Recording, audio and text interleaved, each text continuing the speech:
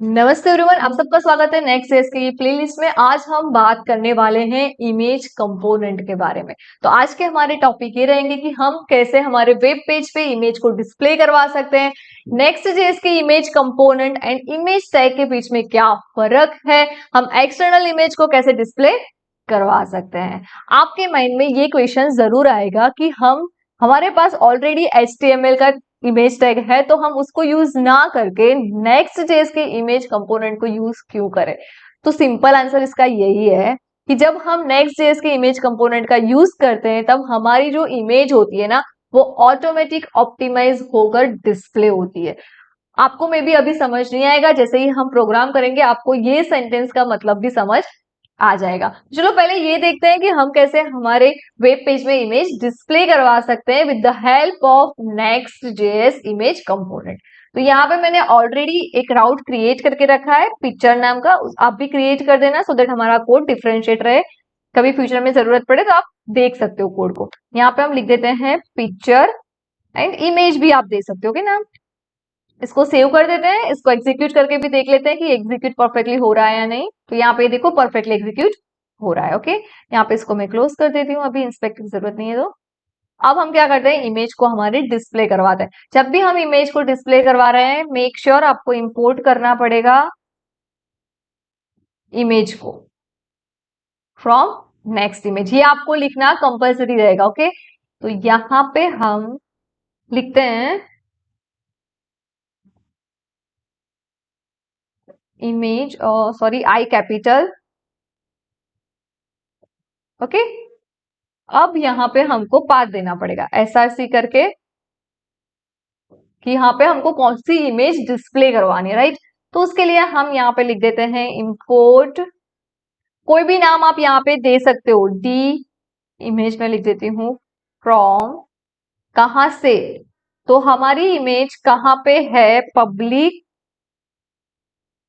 हमारी इमेज है यहाँ पे, देखते हैं हम पब्लिक में मैं डायरेक्टली यही इमेज ले लेती हूँ। आपके पास अगर कोई और इमेज है तो आप उसको डाउनलोड कर कर भी ले सकते हो। अभी मैं डायरेक्टली यही इमेज को ले दे रही हूँ। ओके, फ्रॉम आएगा। यहाँ पे मैंने ये 3 बार क्यों लिखा है, तो देखो यहाँ पे पाथ इस तरह से बनेगा। यहाँ पे पहले आएगा picture app SRC public, that's why, क्योंकि हमारा पब्लिक बाहर है इसलिए हमने यहां से लिखा है। अगर इसके अंदर एक और राउट होता तो हमको एक और बार इसको ऐड करना पड़ता। ओके, अब हम यहाँ पे लिख देते हैं डी इमेज। अब हम इसको डिस्प्ले करके देख लेते हैं। तो ये देखो हमारे next.js हमारी इमेज जो है वो डिस्प्ले हमको यहाँ पे हो रही है। इसको आप हाइट एंड विड्थ भी दे सकते हो। तो यहाँ हाइट एंड विड्थ देना है तो आप यहाँ पे दे दो width is equal to suppose 500 and height is equal to suppose 200। इसको सेव कर देते हैं अपन। ये देखो हमारी हाइट एंड विड्थ मिल चुकी है। ओके, यहाँ पे इंस्पेक्ट करके भी चीजें और जान सकते हो अगर आपको जानना है इमेज के बारे में। तो यहाँ पे देखो, यहाँ पे हमारी हाइट विड्थ सब कुछ आ गया है, राइट, ये सारी चीजें। अब हम बात करते हैं कि ये तो हमारी बात हुई इमेज कंपोनेंट की हेल्प से, राइट। अब हम सिंपल HTML इमेज से इमेज ऐड करते हैं तो क्या डिफरेंस आएगा ना, आपको यहाँ पे ही समझ में आ जाएगा। यहाँ पे हम लिख देते हैं डी इमेज। ओके, इसको हम सेव करते हैं, इसको हम एग्जीक्यूट भी कर लेते हैं। हमारी इमेज डिस्प्ले नहीं हुई है। यहाँ पे देखो ऑब्जेक्ट ऑब्जेक्ट आ रहा है, इसको सॉल्व करने के लिए हमको यहाँ पे लिखना पड़ेगा .src। इसको हम सेव कर देते हैं। नाउ अब हमारी इमेज डिस्प्ले हो जाएगी। जैसे ही इमेज डिस्प्ले हुई देखो उसकी साइज एंड इसकी साइज, आपको लग रहा है इसमें हमने हाइट विड्थ दी है इसलिए, तो इसकी हाइट एंड विड्थ को भी कमेंट कर दो। चलो लेट्स सी, अब देखो बस। तो ये क्या हुआ, ये ऑटोमेटिक ऑप्टिमाइज हो गई। जब भी हमने नेक्स्ट जेएस का इमेज कंपोनेंट यूज किया तो ये ऑटोमेटिक ऑप्टिमाइज हो गई। एंड यहाँ पे इमेज टैग का यूज किया तो इसमें कुछ भी ऑटोमेटिक ऑप्टिमाइजेशन नहीं हुआ है। यहाँ पे भी आप इंस्पेक्ट में देख सकते हो, ये जो इमेज है वो सिंपली यहाँ पे आ गई। जबकि ये इमेज में देखो आप बहुत सारे आपको एट्रीब्यूट्स दिखने को मिलेंगे जो ऑटोमेटिकली ही ऐड हो चुके हैं। तो यहाँ पे आपको वो डाउट क्लियर हो गया कि क्यों हम इमेज कंपोनेंट का यूज करते हैं, इमेज टैग का नहीं। एंड यहाँ पे मैंने बोला था पहले ही वीडियो में कि हमारी इमेज ऑटोमेटिकली ऑप्टिमाइज हो जाएगी, जो आप यहाँ पे देख सकते हो। ऑटोमेटिकली रिसाइज हुई है ना, हमने तो रिसाइज उसको किया ही नहीं है। क्लियर, इतना समझ में आ गया। अभी हम नेक्स्ट ये देखते हैं कि हमको एक्सटर्नल इमेज यूज करनी है तो वो हम कैसे कर सकते हैं, राइट। तो उसके लिए हम पहले इन दोनों को कमेंट कर देते हैं और यहाँ पे एक्सटर्नल इमेज के लिए हम इस तरह से ऐड कर देते हैं। क्लोजिंग करना कंपलसरी है, याद रखना। SRC इज इक्वल टू, यहाँ पे हमारा पाथ आ जाएगा जो हमको एक्सटर्नल इमेज चाहिए उसका, ओके। तो यहाँ पे हम एक्सटर्नल इमेज के लिए गूगल पे जाएंगे। आपको जो भी इमेज पसंद आए वो आप कर सकते हो ऐड। मेरे को सपोज ये इमेज पसंद आ रही है तो मैं ये इमेज भी ले सकती हूँ। तो यहाँ पे इसका URL कैसे बनता है वो देख लेते हैं पहले। मेक श्योर रखना PNG and JPG he file होनी चाहिए, जो भी एक्सटेंशन। आप उसको देखने के लिए राइट क्लिक करो, सेव इमेजेस कर लो एंड यहाँ पे AVIF है, नहीं चलेगी ये अपने को PNG एंड यहाँ पे गूगल पे से कोई भी वेबसाइट में से जाओ आप, आपको जो भी चाहिए वो इमेज आप ले सकते हो। सपोज हमको ये अच्छी लग रही है, नहीं नहीं नहीं नहीं नहीं नहीं, नहीं, नहीं, ना यार कोई इमेज अच्छी नहीं मिल रही है, नेचर लिखना पड़ेगा।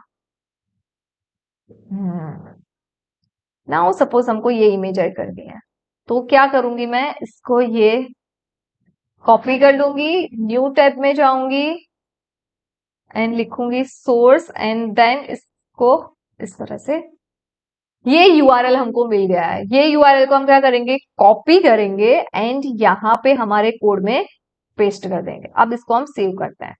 अब हम आउटपुट देखते हैं। उप्स, विड्थ प्रॉपर्टी रिक्वायर्ड कंपलसरी है। विड्थ ऐसी सेम एक और एरर आएगी, हाइट के लिए भी दिखा देती हूँ मैं आपको। फिर हम ऐड करते हैं विड्थ, सपोज हम 500 दे देते हैं। इसको सेव करो, सेम एरर आएगी। हाइट के लिए भी आ गई, हाइट प्रॉपर्टी के लिए। तो यहाँ पे हम लिख देते हैं हाइट एंड देन यहाँ पे भी 500 नहीं तो हाइट आपको 200 देनी है, 200 सेव कर दिया।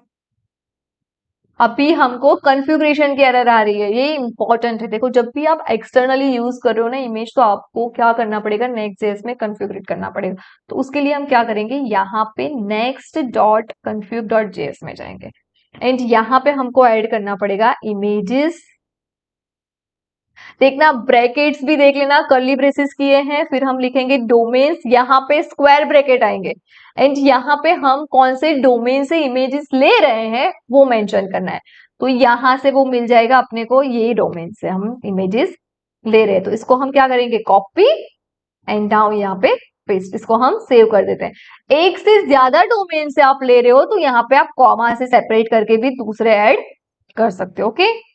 डबल कोट के अंदर लिखना है, सेव कर दो। नाउ अब हम आउटपुट देखते हैं। तो ये देखो हमारी इमेज यहाँ पे डिस्प्ले हो चुकी है। ये देख रहे हो हमारी इमेज यहाँ पे हमको मिल गई है। यहाँ पे आपको इमेज में भी ये सब चीजें मिल जाएगी जो ऑटोमेटिक कुछ कुछ चीजें हमारे ऑप्टिमाइजेशन के लिए चाहिए, वो सारी चीजें आ गई है। देखो यहाँ पे इसकी जो साइज है ना वो भी आपको डिफरेंट मिलेगी। इसकी साइज 73.2 KB दिख रहा है एंड यहाँ से अगर आप डाउनलोड करके भी देखोगे ना तो उसकी साइज भी क्या कर देगा, ऑटोमेटिक इसकी साइज को भी रिसाइज कर देता है जब भी हम यूज करते हैं नेक्स्ट.js के कंपोनेंट का। वो भी आप चेक कर लेना एक बार सेव करके, ओके। अभी मैं सेव नहीं कर रही हूँ, अभी मैंने आपको यहाँ पे डिस्प्ले करवा दिया है। तो ये वीडियो में हमने सीखा कि हम कैसे हमारे वेब पेज पे इमेज डिस्प्ले करवा सकते हैं, कैसे हम image tag and image optimisation, मतलब कि इमेज कंपोनेंट, ये दोनों में क्या फर्क है। इंटरव्यू में भी आपको ये पूछा जा सकता है कि HTML के इमेज टैग को हम यूज ना करके नेक्स्ट.js के इमेज कंपोनेंट को हम यूज क्यों करते हैं। हमने ये भी देखा कि हमारे पास कोई ऑनलाइन इमेज है, वो इमेज को हमको डिस्प्ले करवाना है तो वो हमारे वेब पेज पे हम कैसे करवा सकते हैं। आपका आज का टास्क है, आपको इसी तरह से कोई इमेज डिस्प्ले करवानी है। यहाँ पे देखो सपोज यहाँ पे कोई भी इमेज है ना, उसको डाउनलोड करके इसमें स्टोर कर देना एंड देन आप उसको डिस्प्ले करवाना। कोई ग्लोबल इमेज को भी आपको डिस्प्ले करवाना है। आज की वीडियो में बस इतना ही। Thank you for watching this video. See you guys in the next video.